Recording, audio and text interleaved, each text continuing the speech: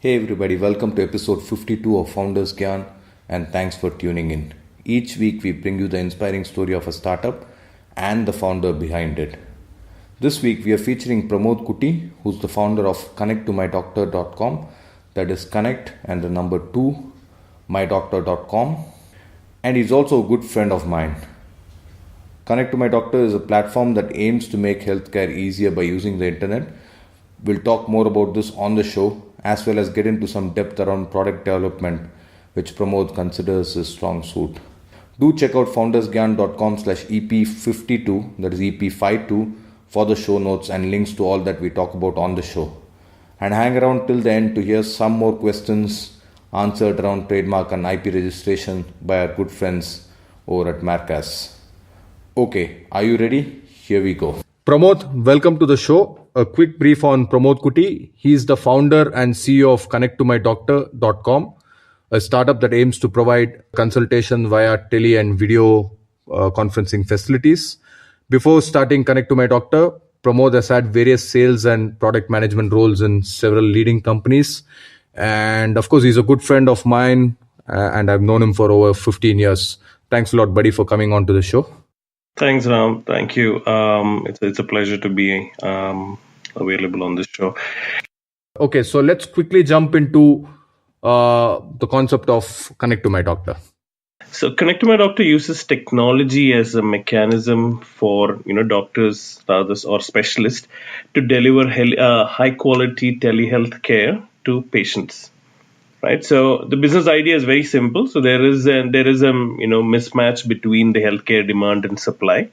So the current model insists that patients are present themselves in person to the location of the doctor's choice.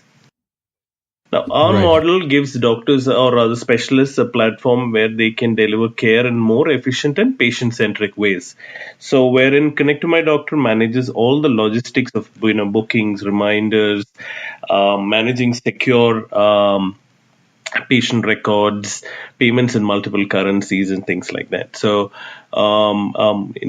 this is a very perfect solution for patients who are bad in time management.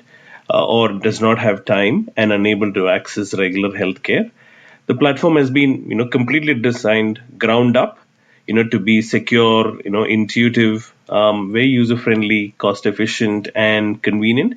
They are very cliched terms, but I really been working with doctors for over almost 1.5 years now, and they are the most technophobic people that I've ever seen. So.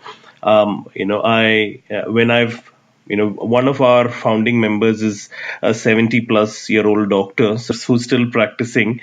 So all the functionalities and features that go live on the platform, goes through, gets his acceptance largely, on the usability front. So we believe that if he can use it, the younger generation, will be able to use it. So. And overall, virtual care opens up a plethora of benefits for both patients and doctors, and many commercial opportunities as well. So that's a 30,000 feet overview on Connect2MyDoctor.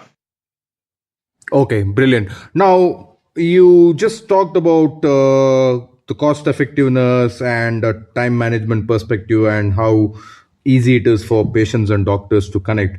Now, the obvious question that anybody would have is, isn't doctor consultation something to be done in person? Can you actually do it over a telephone or a video call? How comfortable are people doing that? Right. Now, the telemedicine, so we're not trying to introduce anything new, or we're not inventors of telemedicine or virtual care, anything into the market. Telemedicine has been there for many ages ago. Arvind Eye Hospital has been doing very successfully in India. Arvind Eye Hospital uses telemedicine in a very, very efficient way, where they do around in my last discussion with them, the data that I got was they do around 1,000 telemedicine consultations in a day, wherein patients go and meet their representatives and consult with a specialist in Madurai and get treatment. So, you really don't need to have or meet a patient, meet a doctor, and does not need a physical touch all the time. So it could be, so the way we look at it is that there are many treatment. The whole procedure of getting care today is far more complex than the um, procedure itself, right? So for example, what I mean here is that the so if you are today in JP Nagar, and if your doctor is in Manipal Hospital, in Old Airport Road, the whole process for you to leave from your home, and manage your work schedule and reach Manipal, wait and meet the doctor for 3 minutes, and for the doctor to say, hey Ram, everything is okay, let's meet 3 months later, would take you a lot more of time, energy, and effort, as compared to getting that information online and saving a hell lot of time and energy and money there. So that's where we see the whole video consultation helping people. It could be for domestic, it could be for international, it could be for anybody is looking to stay connected with their doctors, or anybody is looking for specialist care. Very useful for medical tourism, aged care, people with special needs, kids with special needs. Okay, great. So that brings up a very interesting question. Are there doctors on your platform who are available, let's say, at odd hours for, say, emergency purposes, or just because of schedules? A lot of people work in different shifts. Maybe they are available only during the night. They want to do some consultation. So for those reasons, are some doctors available during different time periods than what you'd see in a regular hospital? Good question, Ram. The one of the important words that you used is emergency care, right? Now, we clearly state that this platform is not for emergency care, right? So, in case if you fall down, or if your child falls down and is suddenly got hurt and is started to bleed, you should just directly take your child to the hospital, call the ambulance, or rush to the doctor. Do not ever use any platform for for getting care. It doesn't really help. So this is not for emergency care. This is only for non-emergency care. Now, with regard to timings of doctors, so on our platform, it's pretty much, it's a very democratic platform for the doctors. So wherein the doctors today decide when they have to be available online, which day they have to be online. So there are doctors who are available from 11 in the morning to 11 in the night. There are some doctors who are available, only in the night time. There are doctors who have been taking consultations at 2 o'clock in the night as well. So it really depends on the time that the doctor gives the time. Okay, great. Now let's talk about the idea creation to ideation of Connect2MyDoctor. So if unless you have drastically changed your career path, you certainly weren't a doctor when we were childhood friends. No. So how did you jump into this, or rather, how did you come up with this concept? I mean, how did you decide that, okay, this is a good concept for you to make a business out of? And also walk us through some high level overview of how you managed to create the entire platform once you decided on the concept. Right. So, so typical entrepreneurial story. I was never a doctor, like never wanted to. My mom wanted me to be a doctor, by the way, but never was interested in that format at all. But then, it just so happened that, I moved to Australia in 2012, when the need for, getting specialist care was, getting a lot more critical. So in Australia, how the system works, and in most parts of Europe and the US and things like that, you do not sorry, okay, let me just step back.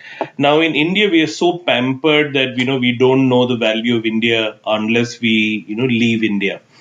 Now, in that context, it's like in India, if you can, if you have a little, rash on your skin, you directly go to a dermatologist.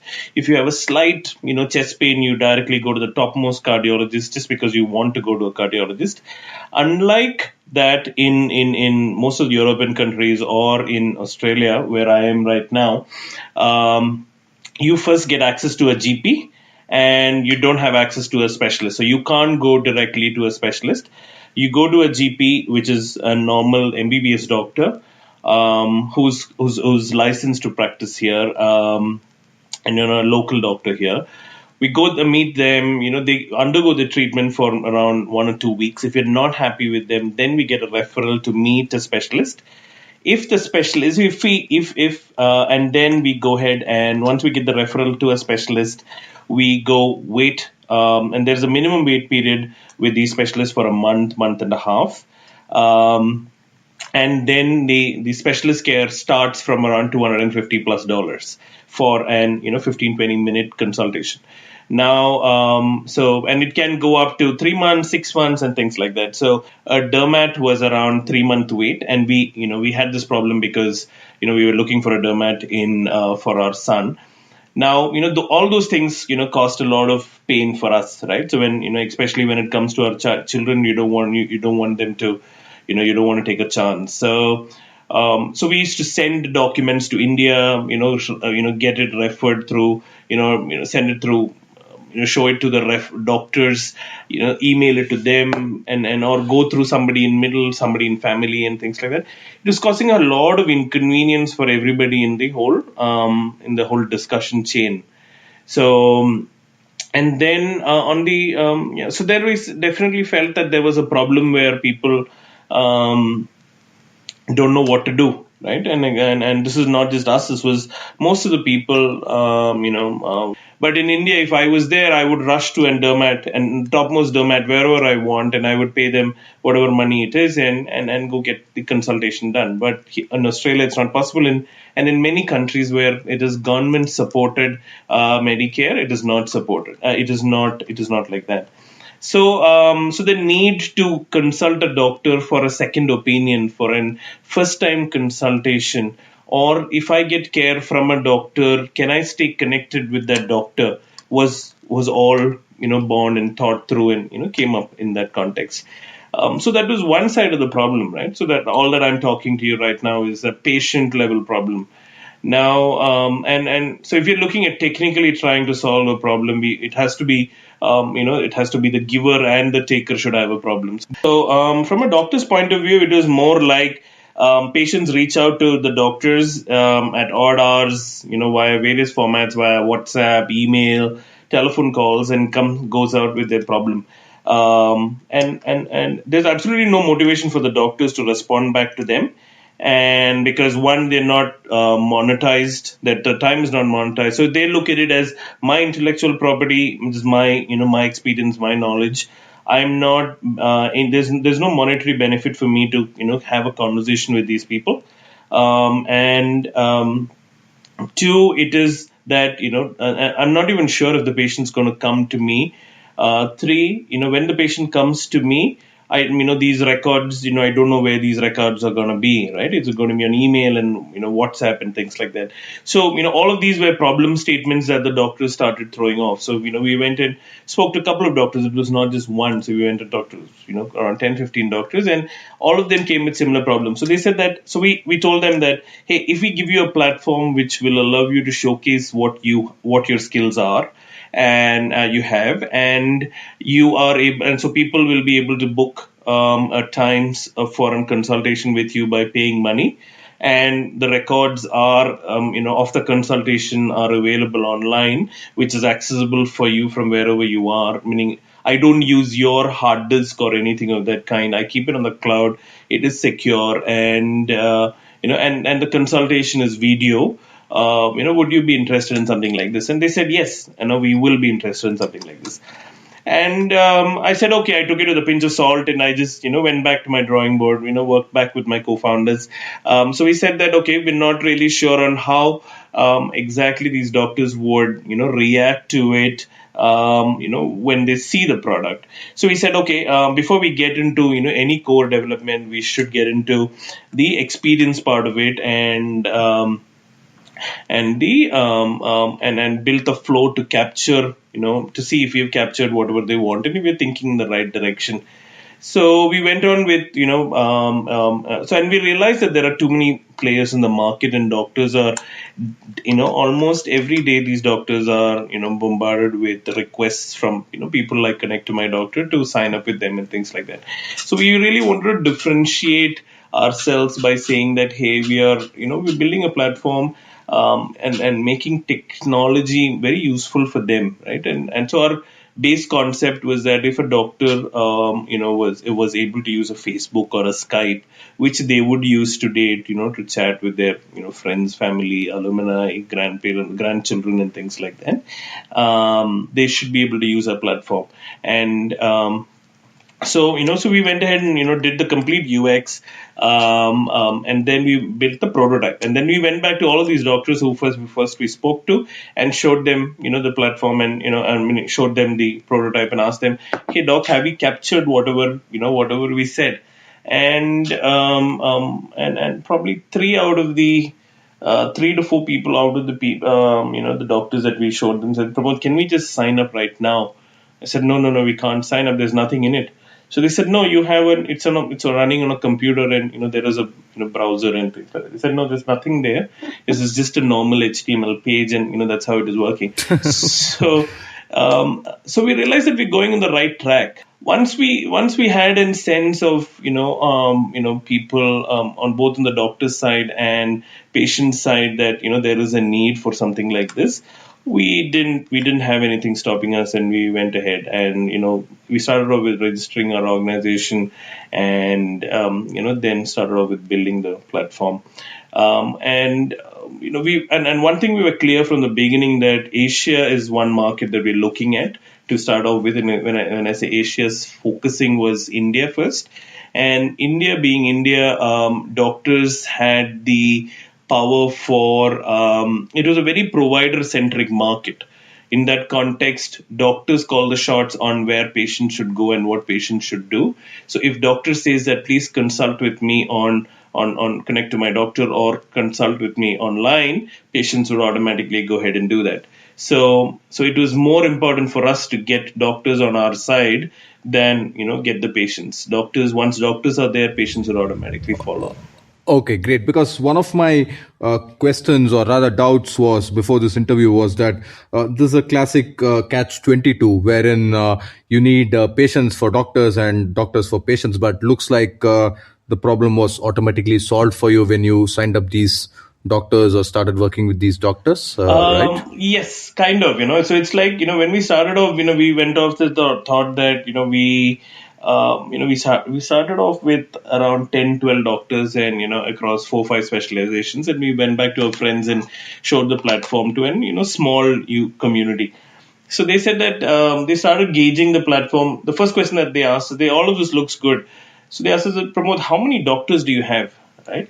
So they're gauging of how good the platform is with the number of doctors that are there. So it's not about do you have an gynecologist, or do you have a laparoscopic surgeon, or do you have a speech therapist. It is not that. It is about if you have 5,000 doctors, that means you have a great platform, right? Unfortunately or fortunately, that's the way the market behaves. I'm not going to. So we decided that we're not going to go ahead and change that behavior. Let's go ahead and acquire more doctors, and that's how we wanted it to be. So we started going ahead and acquiring doctors, and one thing we haven't mentioned so far, or we haven't discussed so far, is the overall how we're running this. We're completely bootstrapped, so we're a very, very small team. And each person does, whoever are there in the organization does more than one task. So we, as on date today, we have around 350 plus doctors across 24 odd specializations, and they are either self-practicing doctors who have their own clinics and things like that, or they are doctors who work for larger hospitals. In terms of market, we focused on, we wanted to test market in a smaller place, smaller region, but which has a higher potential. And then, so we launched it off in Kerala in August last year. And so most of our doctors are from Kerala, and typically, because there is a huge non-resident Keralites around the world. Okay. So I think I'm just going to go back to the same question again from the doctor's point of view. So now, from about 10 doctors, you had to scale up to about, you have already scaled up to about 350 doctors. So didn't you face the same problem from the doctor's point of view? I mean, didn't the doctors ask you how many how many patients do you have on your platform, or how many registered users are there? Wasn't that a problem for you to scale up? Maybe your initial 10 doctors were okay through some contacts and friends, and maybe they were happy to try out the new platform, but wasn't it a challenge for you to scale it up from 10 doctors to 350? And how did you guys manage to do that? Yeah. So the doctors, so obviously they have, they have these questions, right? So now we clearly tell them that if you sign up with us, the idea is not that you will have 5,000 patients, lining up in your, in your clinic or hospital or in your office tomorrow morning onwards. So the idea is to say that, hey, we're a startup, we're a technology platform, and we want to grow with you, right? So, so we say that we haven't done any marketing, we don't have too many users. We've been very upfront and told them that this is what it is, and they've appreciated the frankness on, how in the way we've operated.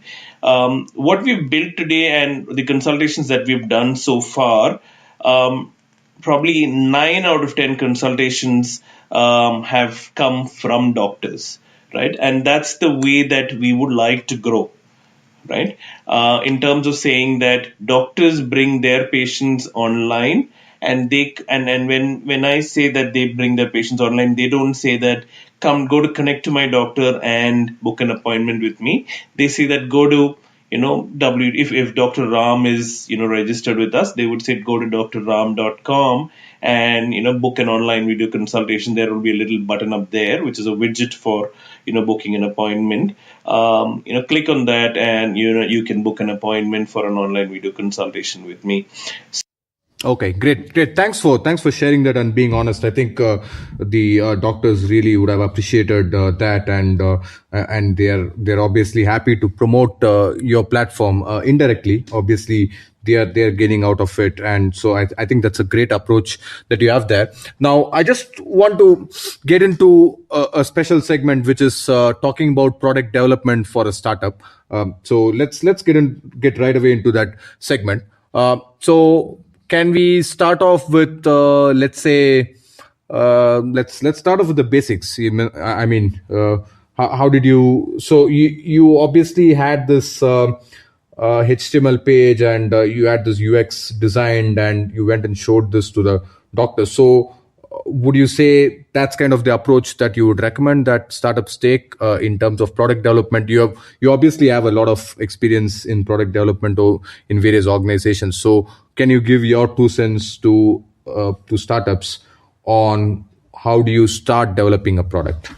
See, first and foremost, the most important thing, before we get into this product whole development and things like that, is you should start feeling for the product, right? It's about, building a persona for it and thinking that what should the product be, right? And then, giving it in life, right? From a small seed to what, big tree. That's how I've at least, looked at product development always. So, many of the times, today the product where it is today and where it will be tomorrow and day after is not what it was visualized when we started off.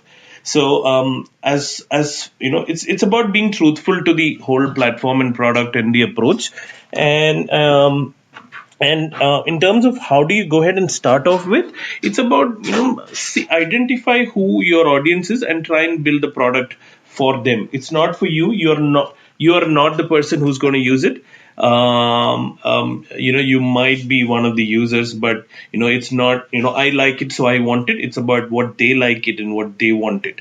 And they is defined by both consumers and both the giver and taker, the buyer and seller in this context is both the patient and the doctor in terms of Connect to My Doctor. So build it for them. Don't get too emotional about things, and it's about start feeling for it. Be passionate about those get into details. Get into as many details as possible. Doctors, or rather your consumers, will automatically feel for it and know the difference when they see the details. And that's been our success factor so far.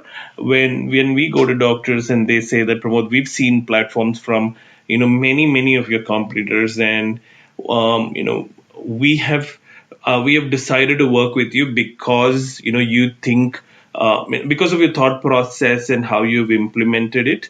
That's why we want to work with you. If you like the show, do follow us on Facebook and Twitter. The link is www.facebook.com/FoundersGyan and twitter.com/FoundersGyan. Both these provide you daily tips and articles as well as resources to help and inspire your startup. There are multiple tips per day.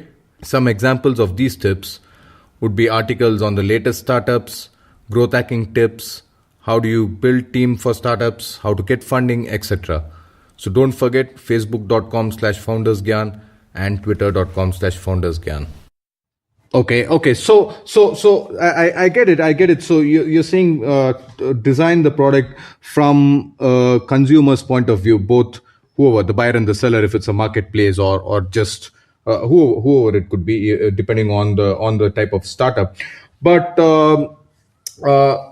as you earlier mentioned, you are bootstrapped, and several startups out there are bootstrapped, and people may not necessarily have the background that you have in product development. So what do you do? I mean, do you kind of outsource the product development? Do you draw a wireframe? I mean, do you just put some images on a page? So what would you say is like the very basics of product development? Let's say I don't know anything about product development, and I'm trying to create a startup. So what should be the very basics?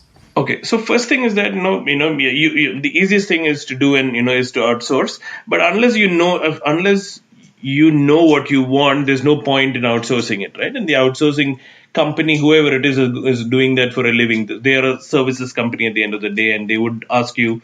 They would end up making. You might want a car. They might end up making a truck for you, right? So so first and foremost is you have clarity on what you're trying to build, and what all do you want, and when do you want to add each of those aspects, right?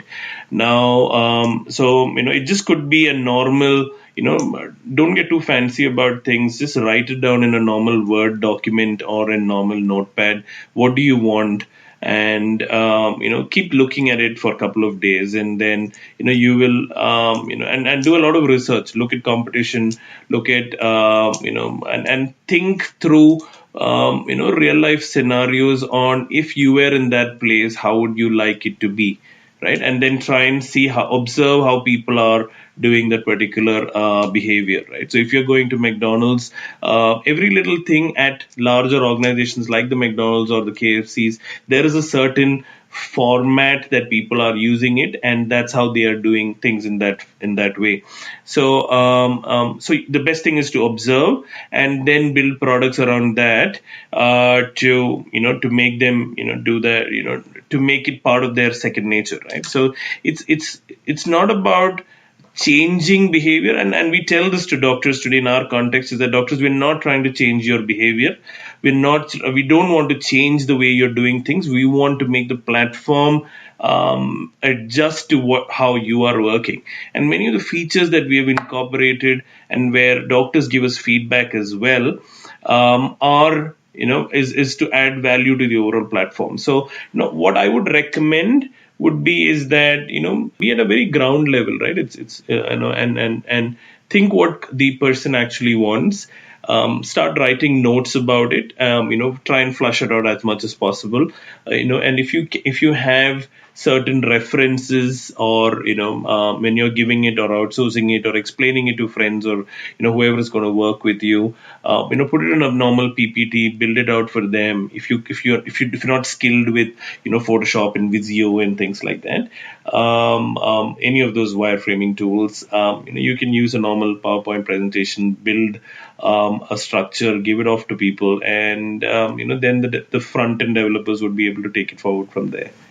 Okay, great. So you talked about features, and obviously there are two questions in this. So one is, you obviously need to show this to your end users to kind of get their feedback and maybe revise or do an iteration on the product that you're developing. That is number one.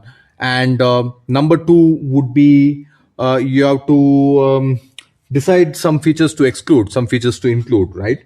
So how do you go about that? So the reason why I should have mentioned this. The reason why I raised the first question is that you have to show to your end users and getting their feedback, is a lot of people are very scared that somebody else might copy their ideas. So how do we overcome that? Because basically we want to show the product, get users feedback, but at the same time we don't want people to copy our ideas. And building on to that, how do we know which features to exclude? Because you can keep building your product forever, right, without releasing it. Right. So, Ram, very interesting question, right? No, very, very interesting question. I've had this thought many times. And what I've always told myself is that if somebody has to take an idea, let them take the idea. What I think about my idea and what you think about my idea is two different things, right? Now, if I'm going to keep something out there, I'm going to bring something out, and you're going to take that and you're going to do something there. If you have to win, you will win, and if I have to win, I will win. But if I'm not going to show anything outside, right, it's just a complete loss, right? Right. So the other person might implement it in a completely different way and may not necessarily be successful, right? Correct. So now, for example, many people talk about Practo and say that isn't it just like Just Dial, right?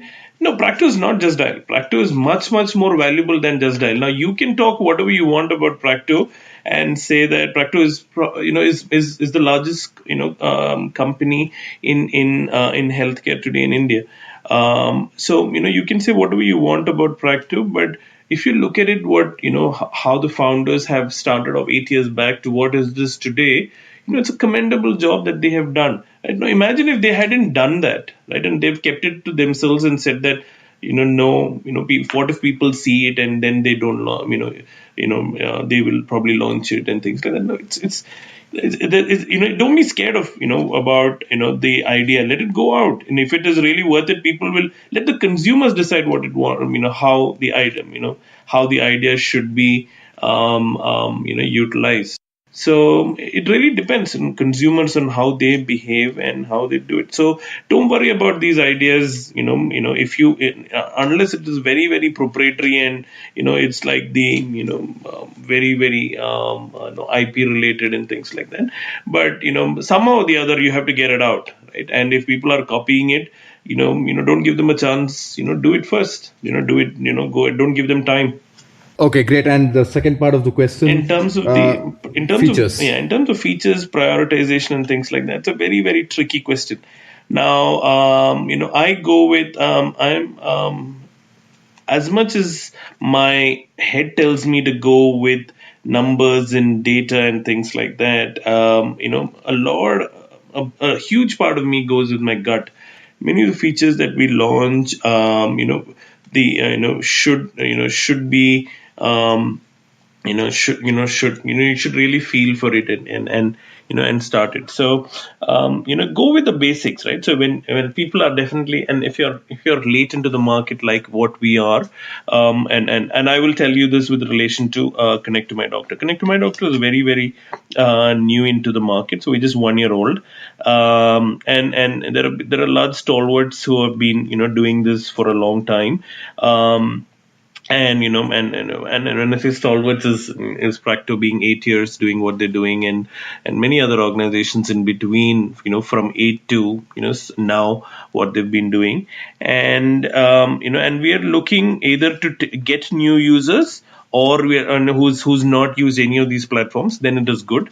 Or we are looking to convert existing users into a platform.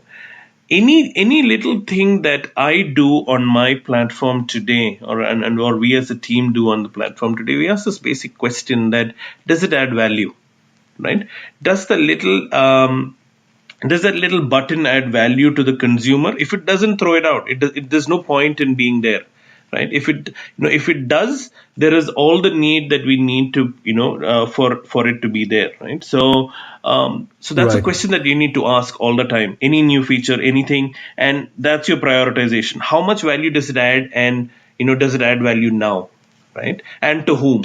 So for example, if you target, and for our context, with our providers being the driving factors for us, so our aim is to ensure that whatever the providers ask for, and which is adding value to the platform, we go ahead and do it. And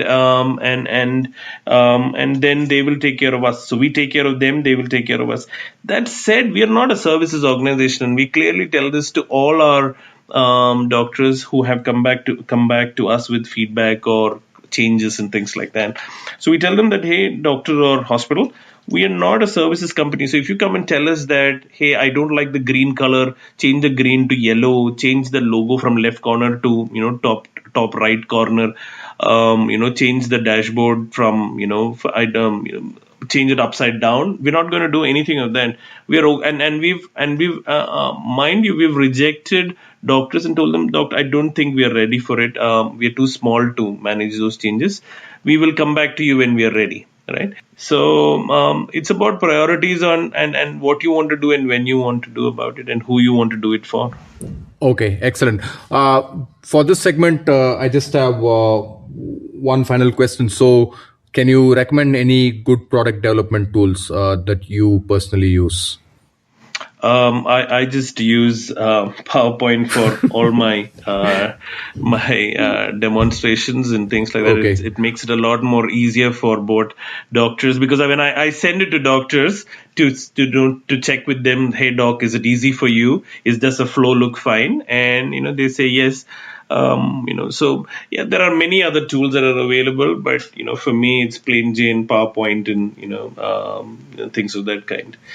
Many Okay. project management tools we use, but they're not very product relevant. But I just make all my designs on PowerPoint and What things about like that. internally? What about internally? Do you use something like Trello, or what do you use internally within your team? We use Asana a lot, and that's largely for project management. So all our projects are tracked, and and all the tasks are tracked between the teams and things like that. Okay, great. So thanks for that little insight into product design and development. I think that was quite interesting and useful. Now let's get back to our main interview. We have about 4 or 5 more questions before I let you off the hook. I know it's pretty late for you out there, so I have to thank you once again for doing this pretty late your day. No problem. No problem. So is there a daily or a morning ritual that you follow? Could be something like maybe meditating, exercise, or something from your work perspective. Is there something you do on a daily basis? Yeah. So the listeners should not follow me. My ritual is look through all my emails on my phone, look at my WhatsApp messages. On my computer, what I do is that I look at my analytics first thing. I look at my see how my site is done last day. How my spends on my AdWords account have been. I also look at, I log into my payment gateway to see what kind of transactions we've generated and how much money we've made. And then I start my day. That's how I start my day. Okay, great. So, any numbers that you could share with us in terms of you already told the number of doctors is 350. Anything you could talk about? Is it something that you could talk about the number of patients that you do, or number of consultations, the turnover? Any publicly any figures that you could talk about publicly? We're at a very early stage, right? So we don't have big numbers to talk about. So at this point of time, so we're at a very early stage. We've done around 100 plus consultations so far. Many of the consultations have been initiated by the doctors, most of them rather, and many of them have, and when I say doctor initiated consulting, they've all been paid consultations by doctors.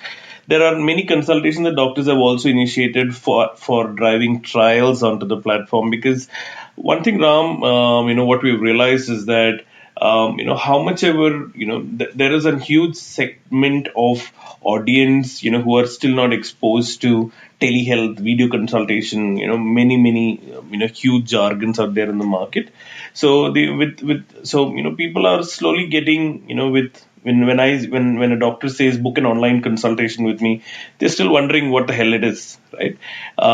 So the doctors, and we've been working very closely with patients to drive some initial feelers on how they feel for the product, how they're using it, and things like that. So far, it's been very positive. Doctor patients who've been living abroad, especially, have been saying that, Pramod, I've booked tickets online, I've booked bought flowers and gifts, and done airline tickets and things like that. But I've never visualized or never imagined that I can meet my doctor sitting in my living room with my wife and son, and pay 30 dirhams for a consultation with the doctor, right? And 30 dirhams is around 500 odd rupees. Okay, excellent to hear that. And is it completely self-funded by you and your founders, or do you have some funding from any other external VCs and things like that? No, we're self-funded completely. So that's a conscious decision that we had taken, that when it is your money, you're going to put your heart and soul into it, and to make it happen. And so we've put our own money into bringing it to where we are today. That said, we are talking to investors to raise funds and things like that. Okay. So good luck with that. I think this is a great concept, and I think having some external investment can really probably help you scale to the next level from where you are right now. So I wish you luck on that. Now, can you tell us about your worst entrepreneurial moment? So Connect to My Doctor is about a year old, is it? Almost. Almost a year. So can you tell us about your worst entrepreneurial moment and the lessons you learned from that experience? I'm not going to get into the specifics of it, but losing temper was one of my biggest challenge, and that's been my biggest problem that I've had during this time. One of the experiences, made me do things which I should not have done, and now I control myself, and I think before I talk right now.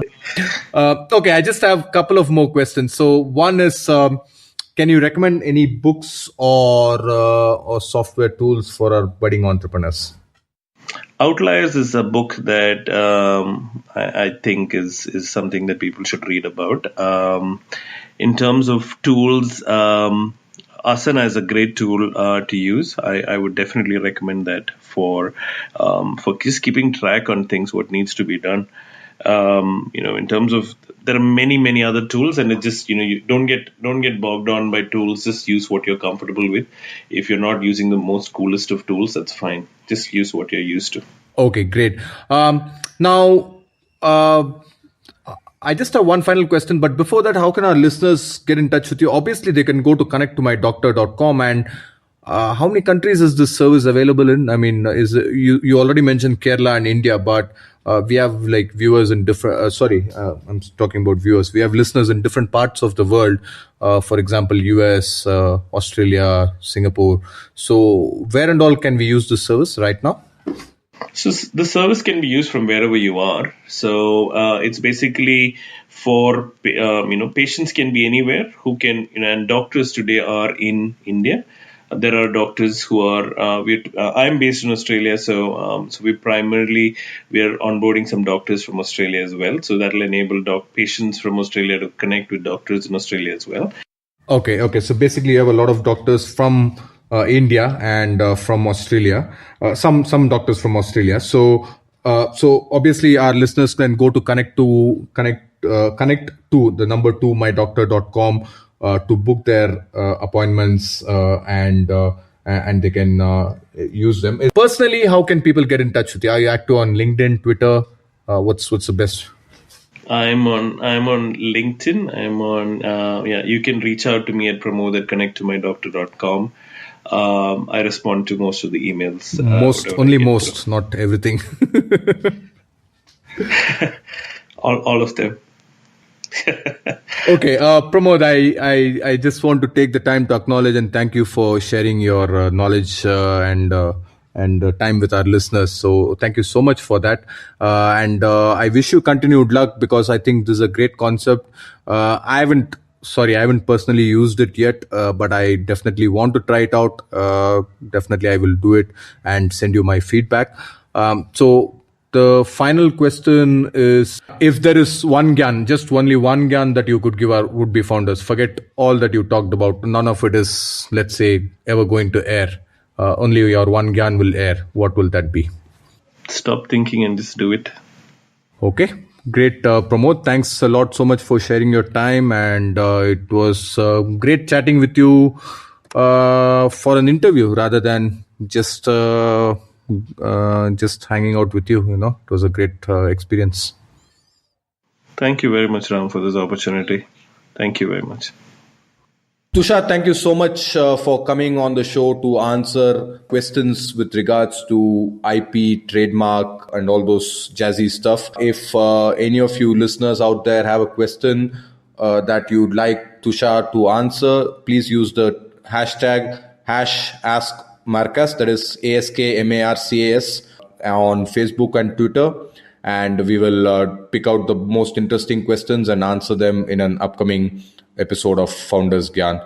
So thanks again, Tushar, for agreeing to answer some of our listeners' questions. My pleasure, Ram. Also, a quick disclaimer: this advice is general in nature.